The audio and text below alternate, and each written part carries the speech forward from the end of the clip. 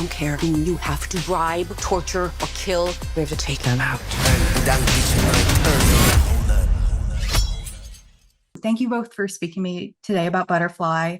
Reina, I actually wanted to start with you because Rebecca, she's often portrayed as a sociopath, and that's how she's described, and she's definitely showing some traits.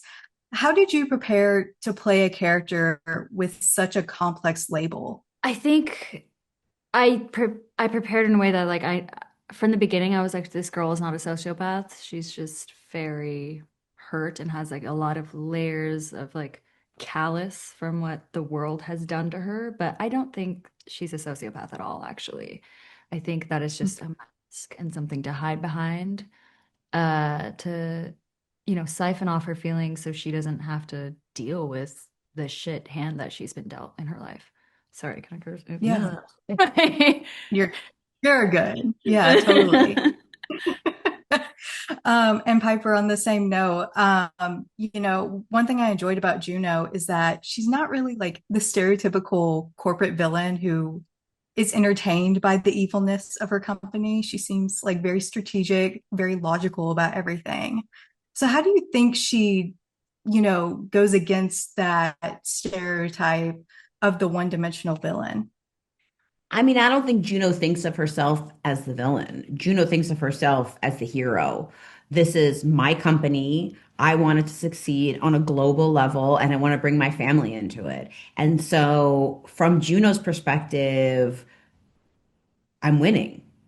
And I think sometimes that's what's exciting about being a woman playing a villain is that it feels fresh in some ways, and I can bring those ideas that are modern to it. And Reina, your role is so physically and emotionally demanding. You have to do all these stunts. I don't know if you did like your own stunt work, but you're also portraying a character with an extremely traumatic past. But despite these demands, what came easily to you portraying Rebecca? Because of the relationship that Daniel and I built together, it was really easy to see him as my father, just because he, welcomed me in with open arms and really encouraged us to work on a backstory and all of these things together. And that was the easiest thing, which I was really worried about that. You never know, like, the actors that you work with, like, just how open and available they will be. And he made it so beyond easy. So that was by far the easiest puzzle piece. And your characters both have this very close relationship, but throughout most of the series, you guys are actually only talking to each other like via text or phone calls. So, how Yeah. did you guys build that relationship with each other despite not actually being physically present with each other most of the time?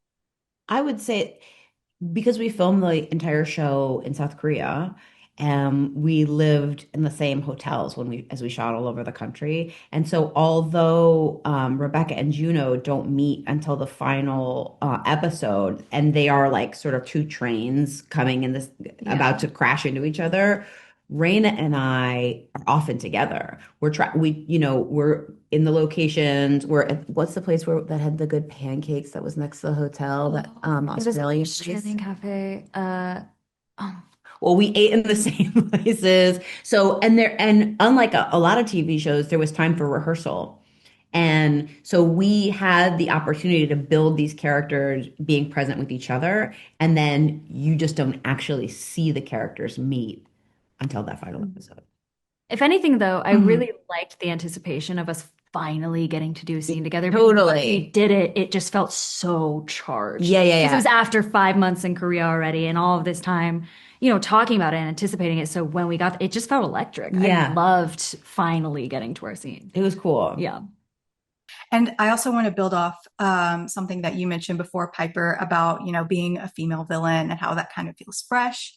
And for both of you, your characters take control of their lives, both personally and professionally. And I also appreciate the way the show doesn't really question their abilities as women. It just feels very normalized. Mhm. Um, how do you think, the show evolves the concept of like fighting like a girl into something that is, not out of the ordinary and actually normalized? Well, I feel like there's no emphasis ever on the fact that Rebecca is a woman or that Juno is a woman. There's never like, oh, they're so good at this and they're girls. You know, it's never like that. It's just Juno's office is not pink. so I think that that helps normalize it because I mean, like women can obviously be these like very powerful, very dangerous people if they want to be and be in these positions of power. And I like that we're not like, oh my God, it's such a novelty. She's a girl fighter, you know? Yeah. And that's what's so great about it, I think. I'll also say, like, I feel that this show has a lot of women in leadership. Steph Cha, who's one of the creators. Yeah. And what's the name of the set designer? I'm so dumb. She's so amazing. I'm still trying to think of the name of that brunch place. Sorry, I'm like racking my brain right now for the name of the brunch. No, Jet lagged and overpressed. But I mean, we have a lot of women in leadership in the show. And I think if you are a woman who is the boss of your department or of your business, it's normal for you. And so we don't spend any time questioning it. In fact, we're trying to get down to business. That's how we got this far. Yeah. Great. I mean, yeah, totally agree. But unfortunately, I do. Gia, yes, her name is Gia, and she was amazing. Okay, sorry. Okay. I'll keep that as a mental note. Thank you. I do have to let you guys go. You guys have been amazing to talk to. It's been amazing watching the show. And thank you for speaking to me. Thank you so much. Appreciate it. Thank you so much.